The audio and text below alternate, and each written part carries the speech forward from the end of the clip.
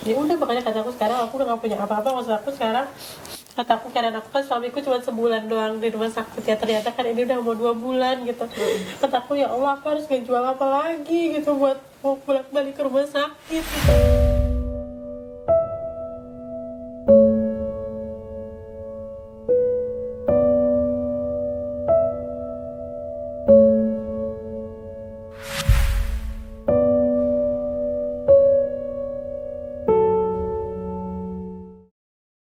Assalamualaikum warahmatullahi wabarakatuh. Hari ini aku lagi ada di Bogor. Aku mau ke rumahnya Ibu Rahmawati. Dan saat ini suaminya sedang di ICU karena kerusakan usus besar. Dan beliau WA ke kita untuk meminta pertolongan. Yuk kita ke dalam rumahnya ya. Kawan-kawan semua, aku sekarang lagi sama Mbak Rahmawati. Masya Allah tegar banget ini ya. Kita mau sharing-sharing tentang kehidupan beliau bersama anak dan suaminya. Yang tadi sempat aku bilang suaminya lagi ada di ICU. Di ICU. Suaminya sekarang lagi ada di ICU. Dan saat ini gimana keadaan suaminya? Keadaannya masih pakai obat penopang jantung. Jadi biar darahnya itu bisa mengalir ke seluruh tubuh. Maksudnya dokter itu pakai obat penopang jantung biar si darahnya itu normal 100. Tapi kan dari hari Rabu sampai sekarang itu 100 itu nggak nyampe gitu. Nyampenya paling 80, terus turun lagi.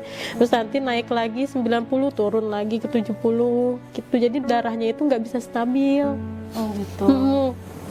Akhirnya kata dokter, kita udah coba obat dosis yang tinggi pun takutnya bapaknya malah nggak kuat, kata dia bilang gitu. Makanya kita masih pakai dosis kecil, mudah-mudahan bisa dalam beberapa hari. Kan aku sering nanya, dok ini mau di ICU mau berapa hari gitu kan, maksudnya kan aku di ICU nggak bisa masuk ke ruangan, jadi aku nungguin di luar gitu, duduk di luar ngemper gitu kan.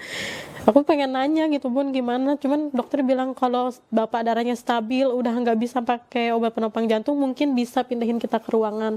Cuman kondisinya si bapak memang masih kayak gini, jadi kita bingung mau mindahinnya juga gimana. Kita takutnya nanti obat penopang jantungnya kita lepas malah jadi si bapaknya malah kenapa-napa, kata dia bilang gitu. Ya udah, kata aku gak apa-apa, aku tungguin aja gitu. Jadi aku tiap hari nungguin suster gitu. Sus gimana perkembangannya, sus gimana perkembangannya masih gitu Bu, doain aja. Tapi saturasinya alhamdulillah normal, detak jantungnya normal, suhunya juga kadang suhunya naik benda 37, 38, nanti turun lagi 36 gitu. Cuman itunya doang, darahnya doang yang nggak bisa stabil.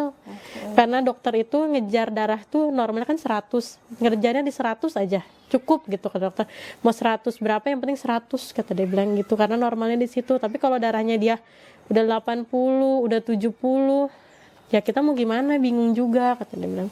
Karena obat udah dari sana sini, masukin selang dari sana sini, tapi keadaan bapaknya kalau dibilang respon udah. Jadi kalau aku datang dia ditepuk-tepuk gitu, Pak ada istrinya gitu, datang gitu.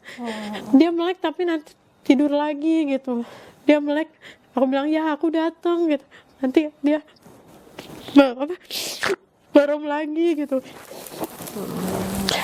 Kata aku ya aku datang, aku jauh-jauh, aku ada di depan ya kalau kamu nyariin aku, kata aku. Tapi dia nggak bisa gitu, maksudnya nggak bisanya bisa melek lama gitu bener. Jadi melek gitu, ngelihat aku, lihat kanan kiri, terus dia tidur lagi kayak gitu. Gitu. Kalau misalkan bisa diceritakan awal mulanya tuh gimana? Awal mulanya kan suamiku kan seorang sales minuman. Jadi dia makannya itu nggak makannya tuh dia lebih baik ngerokok sama ngopi daripada makan. Awalnya dia penyakit asam lambung bunda. Dia bilang perutnya ulu hatinya sakit banget. Kata dia bilang, terus kita ke dokter, oh ini asam lambung. Tapi aku pikir kan asam lambung biasa, minum promah juga bisa gitu kan. Akhirnya sampai kesini jarang makan. Biasanya kalau sales gitu tuh ya itu tadi, Iya. ngopi, Rokok. makan Jadi setiap ada warung cuman ngerokok doang. Nah terus sampai akhirnya demam tuh, waktu tanggal 20 Juli itu dia demam. Kata dia bilang aku nggak kuat, aku nggak bisa jalan, kata dia bilang gitu. Kok nggak bisa jalan? Iya aku nggak bisa jalan, katanya. Berarti aku sakit banget. Terus aku bawa ke klinik, oh ini mas asam lambung, dikasih 2 hari udah reda. Tapi sebelumnya nggak pernah seperti itu. Sebelumnya nggak pernah, cuma asam lambung doang, sakit Iya, dia biasa. bilang gitu. Terus akhirnya kan aku ke paskes pertama nih pengen tahu gitu ini tuh kenapa, terus ke penyakit dalam nih dirujuk ke kan ada ditinggal di rumah mertua kan, dirujuk ke Sehati, kata Sehati katanya ini mah udah GERD, kata dia bilang gitu kan, GERD. Terus makin kesini dia malah nggak bisa jalan Bunda, jadi buat jalan tuh nggak ada tenaga sama sekali. Kata aku kok jadi dia ke kamar mandi tuh ngesot gitu Bunda, ngesot. Kata aku kok kalau bisa jalan, badannya udah habis, berat badannya sekarang cuma 44 kilo. Jadi sampai dokter bilang gini, ini udah kemasukan kayak gizi buruk Bu, kata dia bilang gitu.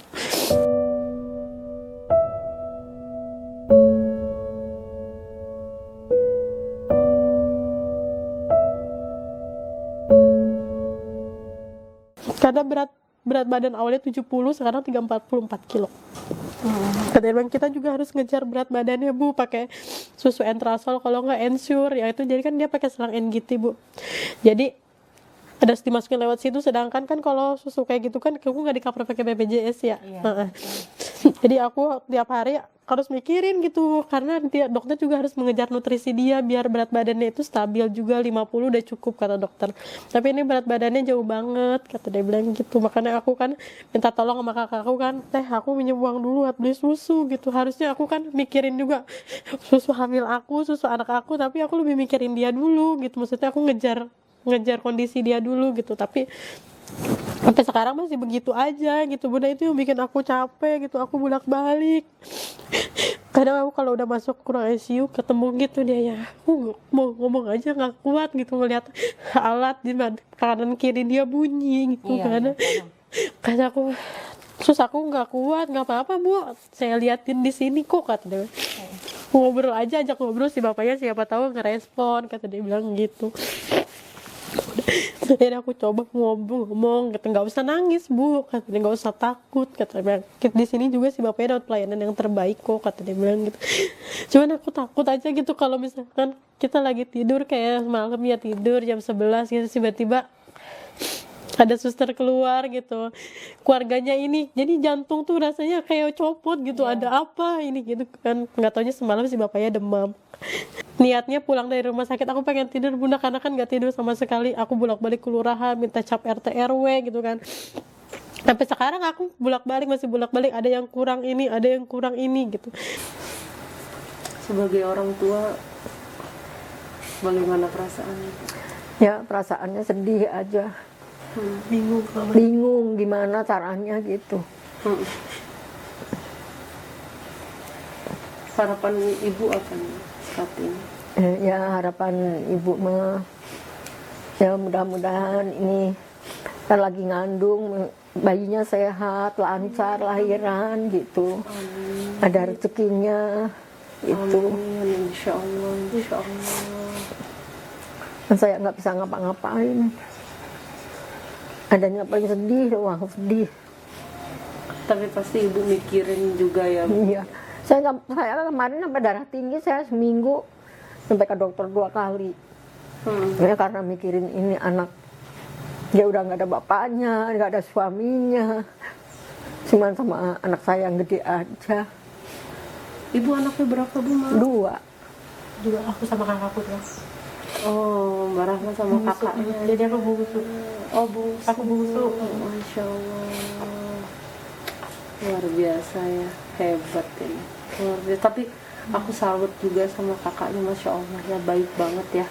Maksudnya mau gitu. Kadang aku buat ongkos ke rumah sakit, aku udah nggak punya apa-apa udah sekarang. Jadi ini tuh semua barang-barang antara kakakku. Iya, saya paham.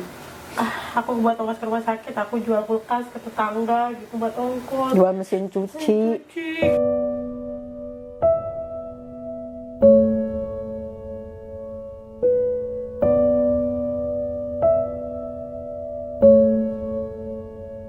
Ya udah, makanya kata aku sekarang aku udah nggak punya apa-apa. Maksud aku sekarang, kata aku keadaan aku kan, suamiku cuma sebulan doang di rumah sakit ya, ternyata kan ini udah mau 2 bulan gitu. Kata aku ya Allah, aku harus ngejual apa lagi gitu buat mau bolak-balik ke rumah sakit gitu kan.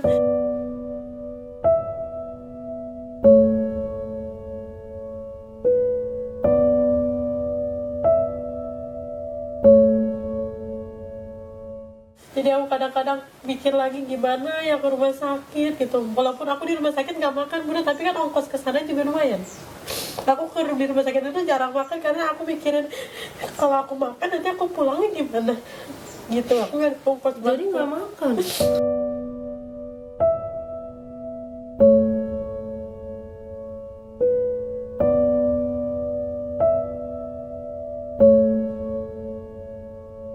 Desi, aku bilang ya aku sayang banget sama kamu gitu, kamu harus pikirin aku sama Linda juga gitu.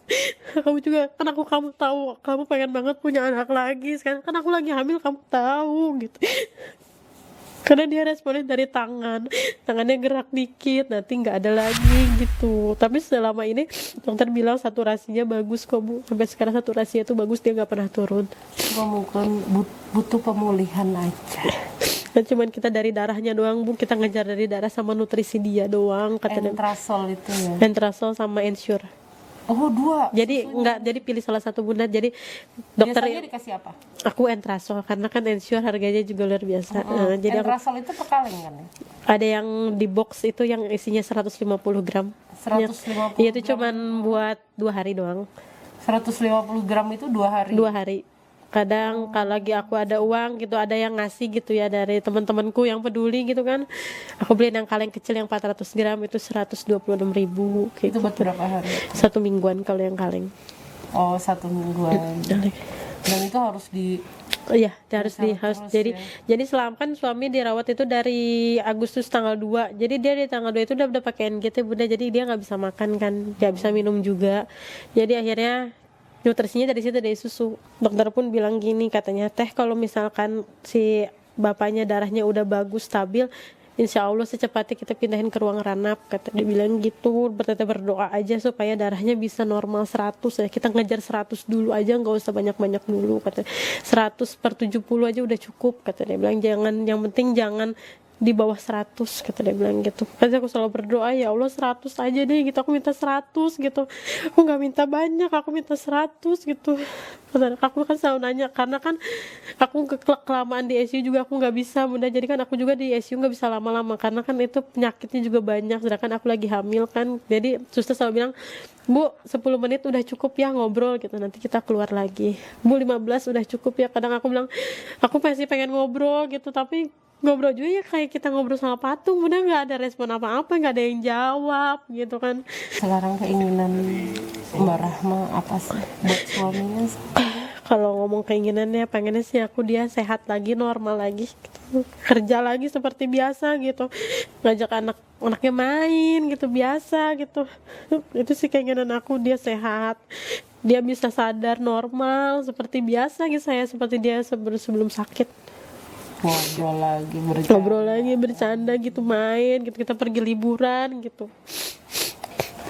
Harus kok. Nah, lihatnya juga Nanti ininya berasa loh, dedeknya berasa di sini. Kalau misalkan ibu mengandung, nangis, capek, nanti berasa dedeknya di sini.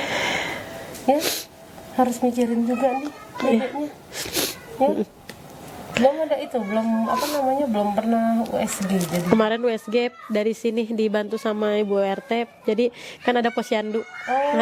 Jadi sama Bu RT dikasih rujukan ke rumah sakit Pania pakai BPJS. Kan aku nggak ngerti ya, kataku gimana ya Bu, aku belum USG, kata aku ngomong gitu kan. Ya udah nanti aku buatin surat pengantar dari sini biar langsung ke Pania, kata dia. Ya udah, alhamdulillah udah USG sekali. Cuman untuk periksa lagi ke bidan bulan ini aku belum. Jadi vitaminnya aku udah habis per tanggal 30 kemarin. Sampai sekarang aku belum minum vitamin lagi.